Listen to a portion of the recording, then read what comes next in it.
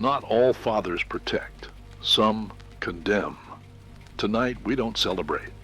Tonight we remember those who left scars instead of lessons. Fathers with secrets. Fathers who return from the grave. Fathers who never really left. Welcome to the Father's Day special. Let's hope your dad isn't one of these stories. My father's cabin. They say when a man dies, the things he leaves behind carry pieces of him. If that's true, then my father never left that cabin. It was a worn-out structure deep in the Oregon woods, where cell signals went to die and the trees whispered like old men in prayer. My father built it himself in the 80s, long before I was born. He spent every summer there, alone. He never let me visit while he was alive. Said it was his place to be quiet. I always thought it was just an excuse to drink in peace. When he passed, heart attack, sudden, I inherited everything, including the cabin. I wasn't going to visit. I had no interest in sitting in silence in a haunted man's retreat. But then the dreams started. Dreams of creaking floors, distant footsteps, and a door that opened just enough to let something watch me.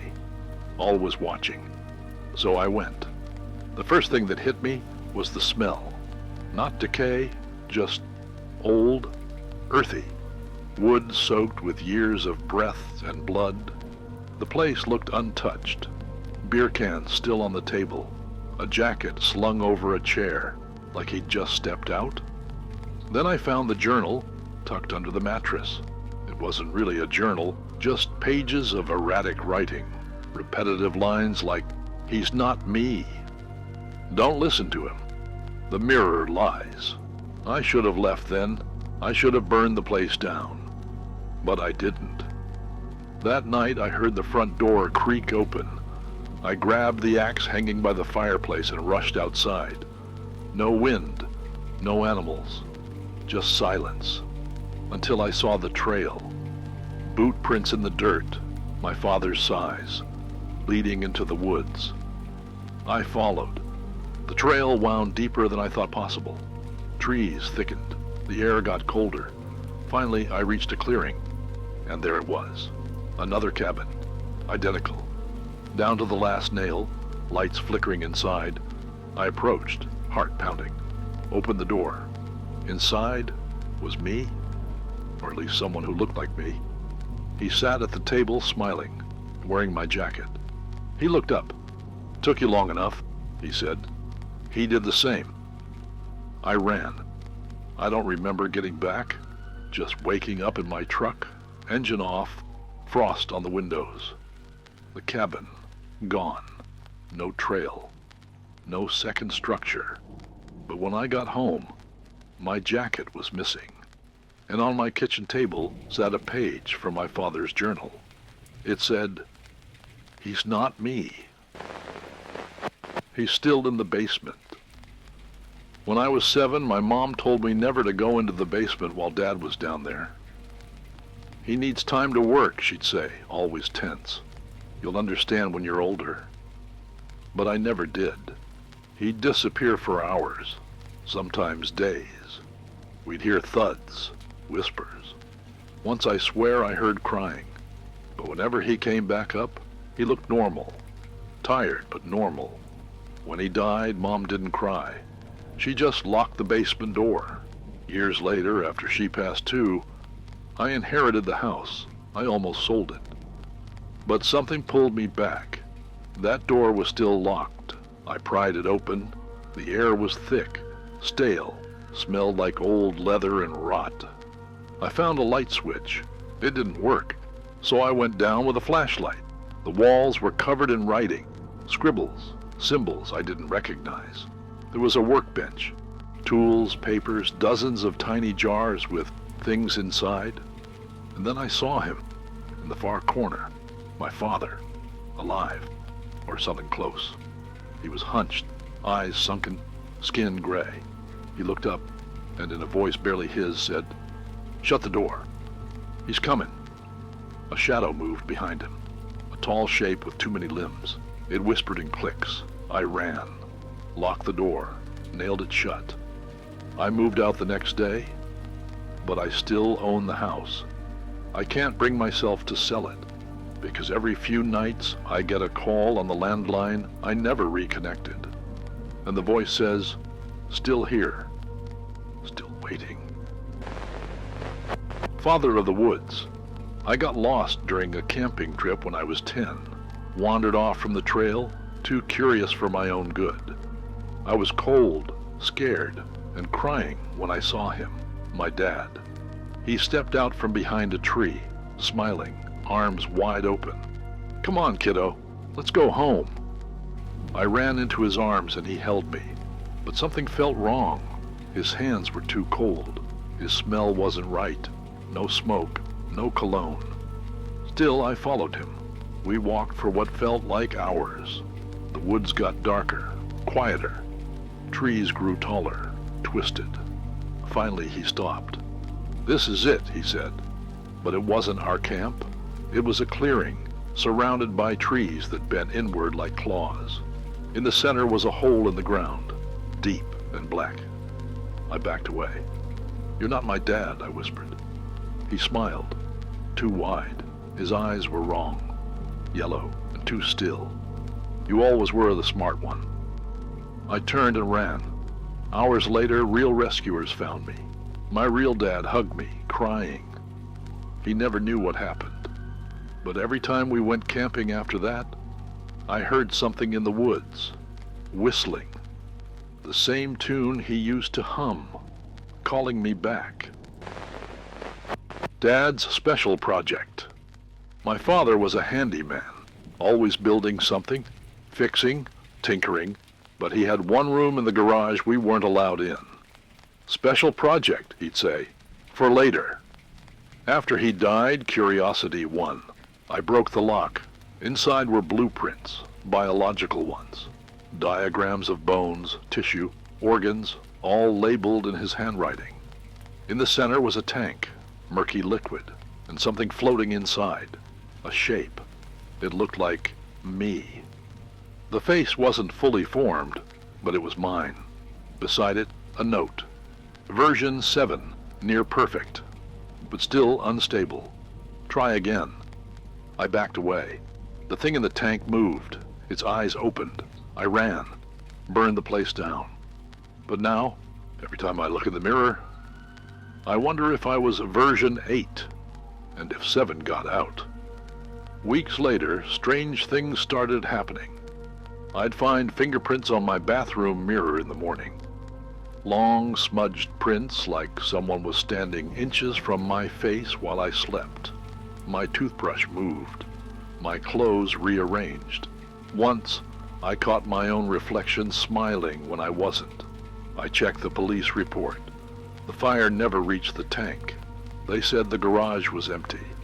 But I remember what I saw. Now I keep the lights on.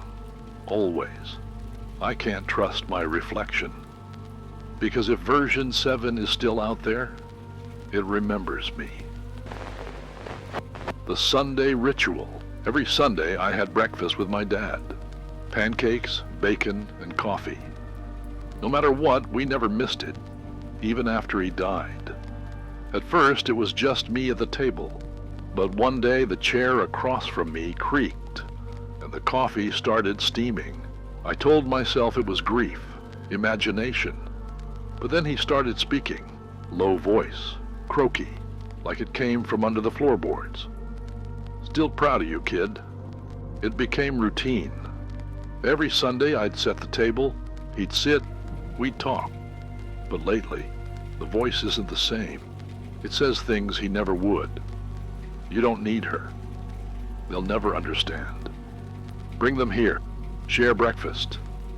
Last Sunday, the bacon was raw, the coffee thick, and the voice said, you should join me. Just once. This Sunday, I'm skipping breakfast, but I know he'll still set the table. I tried to skip town, packed my bags, drove across the state. Sunday morning came, hotel breakfast buffet. I sat alone, and the chair next to me creaked. I left my plate untouched. When I returned home days later, the kitchen table was fully set. 2 plates, 2 mugs, bacon, raw, still warm. On the wall, scrawled in coffee, "You can't skip blood." Inherited. All the men in my family die at 47. My grandfather, his dad, my father. It's not superstition. It's fact. Heart attacks, accidents, sudden disappearances. Today's my 47th birthday. I thought I'd break the pattern. I'm healthy, cautious, rational. Then the letter arrived. No return address, just my name, handwritten in old ink. Inside, a photo of me sleeping. On the back, "Tonight." I locked every door, turned off every light, sat with a knife and a loaded gun. At midnight I saw him, standing in the hallway, wearing my father's clothes, face pale and still. He smiled. "You know how this ends." I shot. He didn't flinch. I ran. Outside the air was cold. My truck was gone. But in the distance I saw a candle-lit cabin and a trail of footprints. Mine, leading straight to it. The next morning I woke in my bed, alive. No signs of intruders. The photo gone. Relief washed over me until I saw the calendar. It still said yesterday. Time stopped. Now every day is my 47th birthday. I can't age, can't leave. I hear him pacing outside every night, waiting. I didn't die, but I didn't survive either. The man in my father's skin. He came back from surgery different. My father had a rare condition, needed facial reconstruction, experimental. When he returned, he looked better, younger, healthier, but he wasn't him. He didn't remember my birthday, or my mom's name, or how he took his coffee. At first, we chalked it up to medication, recovery. Then I found the photos, hundreds of them, of me, sleeping, eating, walking, taken from inside the house. I confronted him. He didn't deny it. "You're my son," he said. "I need to know everything about you." I ran, called the hospital. They told me he died during the operation, never made it off the table. So who's in my house? He's still here, still calling himself Dad. And he keeps asking what I want for my next birthday. I haven't answered, because I think I know what he plans to give me. His skin, and maybe take mine. I sleep with the door locked, but every night I hear the same sound. Slow footsteps outside my room, and breathing, deep and wrong.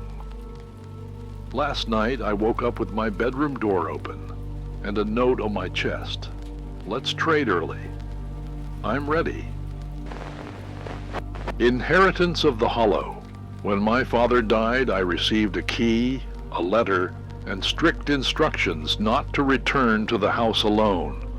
The key was old iron, cold even under sunlight. The letter was handwritten in trembling lines. "Don't trust the mirrors. Don't sleep in the cellar. And never, ever answer if you hear my voice after dark."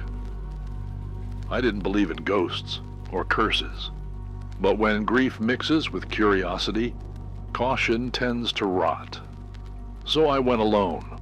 The house stood deep in the pines of Vermont, buried under moss and memory. I had spent summers there as a child, though the memories were fractured, fragments of locked doors and bedtime whispers. My father had always seemed more distant there, more distracted. He said the woods helped him listen better. When I entered, nothing had changed. The same threadbare furniture, the same ticking grandfather clock that never told the right time. I wandered through the hallways and felt time slide sideways. The mirrors unnerved me, not because they showed something different, but because they didn't. They reflected too perfectly. No dust, no distortion. My reflection blinked too late once. Just once. The cellar door was nailed shut from the outside, but by the second night I heard scratching from below and whispering. At first I thought it was rats. Then I heard the voice, my father's voice. "Let me out," it said, calm, familiar. "I need your help." I pressed my ear to the door. Silence. Then, "He locked me in." The one upstairs. "He's not me." I ran outside, slept in the car. By the third day, the voice had moved. Now it whispered through the walls, through the vents, through the old rotary phone that hadn't worked in decades. "You're the key," it said. "He knew you'd come." I found my father's journal under a loose floorboard. The entries made less and less sense the further they went. I split myself. One must remain. Don't open the cellar. The echo lives there. I buried it in the mirror, but it found the cracks. The night I broke the mirror in the master bedroom, the house screamed. It came up from the basement. Long arms, no face, but it wore his wedding ring. I ran. It followed. But the moment I crossed the property line, it vanished. I never went back. But sometimes, in hotel mirrors, I see the reflection blink too late again. Father's skin. After the funeral, my uncle handed me a wrapped bundle. "Your dad wanted you to have this," he said. Inside was an old, leather-bound book and a folded note. "Don't stay past midnight. Don't turn off the lights in the attic. And if you hear scratching under the floorboards, leave immediately." The house was in rural Montana, built into a hillside. My father had lived there in his final years after his diagnosis. He always said he wanted to spend time with the earth. I thought it was metaphorical. It wasn't. The attic had a trapdoor in the ceiling. My key worked. It wasn't an attic. It was a room lined with skins, tanned, stretched, human, each marked with dates, names. Most weren't ours. One was mine. I dropped the book. The pages fluttered open to a sketch. Something long, humanoid, wrapped in human hides. It wore them like clothing. The scratching began below. I fled the attic, sat in the kitchen with every light on. I called the sheriff. He never came. The call disconnected with a voice, not mine, whispering, "Not yet." The floorboards bulged. The seams split. Fingers reached through. I threw salt, fire, everything I could find, but it didn't stop. It wanted to wear me. I escaped through the crawl space, bloodied and breathless. They found me on the road the next morning, muttering about skin that didn't fit. No one believed me. But when I looked in the mirror at the hospital, my eyes blinked wrong, and I wasn't sure if it had worn me or if I was now wearing him. Dad's famous barbecue. I used to think my dad's barbecue was the best part of summer. He'd wheel out his old rusted smoker, patch the canopy together with duct tape, and start the fire at dawn. By the time the sun reached its peak, the entire block would smell like heaven. Spice, smoke, and slow-roasted meat. Neighbors called him the pitmaster. People drove for hours just to grab a plate. He'd never served store-bought buns, never wrote down a recipe, and always cut the meat himself. What I didn't know, as a kid, was where the meat really came from. There were rules, always rules. Don't touch the freezer in the basement. Don't bring your own meat. Never ask for seconds after sunset. As I got older, the rules stopped making sense. He'd give me one look if I questioned them, the kind of look that says, "You're not ready." When I turned 17, I asked him what cut we were cooking that day. His response chilled me. Whatever the earth gave back. He laughed like it was a joke. But I stopped eating after that. Just watched. He never seemed to eat much himself, come to think of it. Still, every year the barbecue grew. More people came. More smoke. More strange visitors no one remembered inviting. After he died, I went back to the house. Alone. He left a note in the smoker's firebox. Don't let it starve. I laughed. Thought it was some metaphorical nonsense. But when I entered the basement, I found the freezer chained shut, with claw marks on the floorboards around it. The air down there was thick, damp, the kind of cold that didn't come from lack of heat, but presence.